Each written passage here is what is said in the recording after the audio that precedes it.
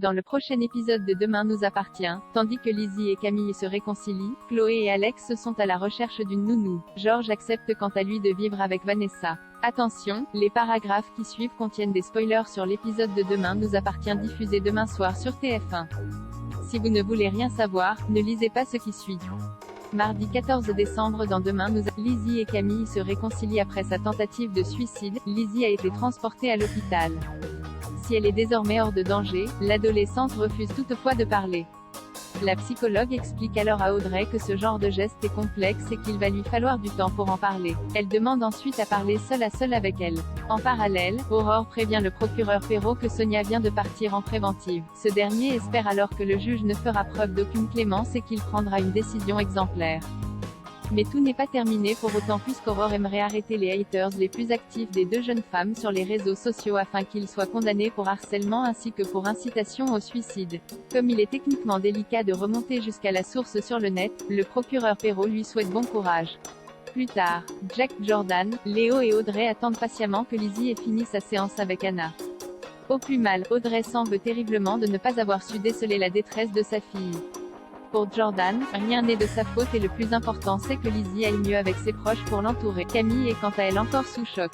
En effet, l'adolescente a tout le temps peur et ne cesse de repenser à son enlèvement. En récupérant son téléphone pour envoyer un message à Dorian, elle découvre de nombreuses notifications concernant Lizzie. Face à ces questions, Raphaël lui apprend finalement que sa camarade a tenté de mettre fin à ses jours. Bouleversée, Camille fond en larmes. Au lycée, Maud présente ses excuses à Jack pour toutes les choses qu'elle a pu lui dire.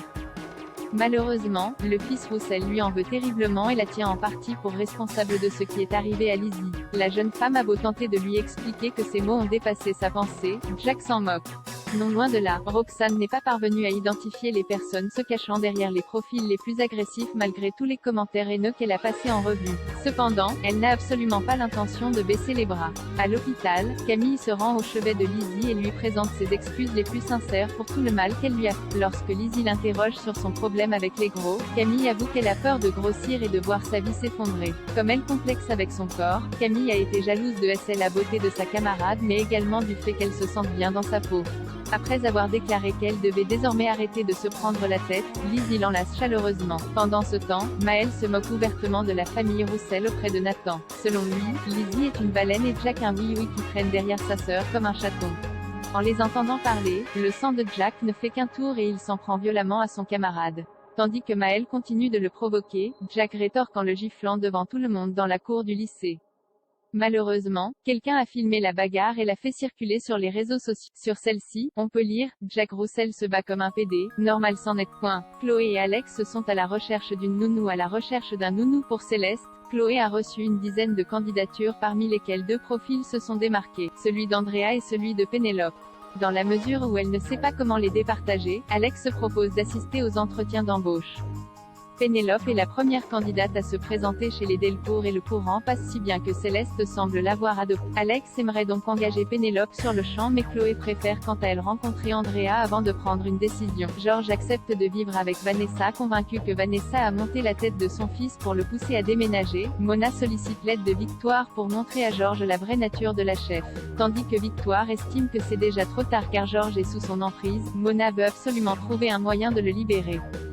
Soraya, qui les a entendus, conseille alors à sa colocataire de laisser George s'en rendre compte par lui-même. Seulement, la fille Lazzari entend plutôt lui parler pour le bien de tous. Néanmoins, Soraya est loin d'être dupe et a très bien compris que son amie est un brin jalouse que son ex l'ait remplacée aussi rapidement. Par la suite, Victoire se rend au Spoon pour déjeuner. Comme il y a eu quelques problèmes avec son plat, elle demande à parler à la chef. Au moment où le ton monte entre elles, Louise est contrainte de s'interposer pour faire un terme à leur échange. À la fin de son service, Vanessa rejoint George au marché de Noël et lui raconte que son ex l'a humiliée devant tout le monde. Elle n'hésite pas au passage à en rajouter une couche en lui faisant croire qu'elle ne comprend pas pourquoi elle s'acharne sur elle. Et de préciser qu'elle ne peut pas continuer à travailler en sachant que Victoire peut débarquer à tout moment. Après lui avoir promis de mettre les choses au clair avec Victoire, George lui annonce qu'il accepte de vivre avec elle. Après qu'ils ont fait l'amour, Vanessa se voit déjà vivre chez l'homme qu'elle aime. Et si Mona habite là pour le moment, elle espère secrètement que sa nouvelle belle-mère déménagera dans son propre appartement à l'avenir. En fin de journée, George débarque chez Victoire et la somme de laisser la femme qui partage sa vie tranquille. Elle essaie bien de lui ouvrir les yeux sur l'emprise que Vanessa exerce sur lui mais il refuse de l'entendre puis lui rappelle qu'ils ne sont plus ensemble. En apprenant que la chef va s'installer chez lui, Victoire accuse le coup.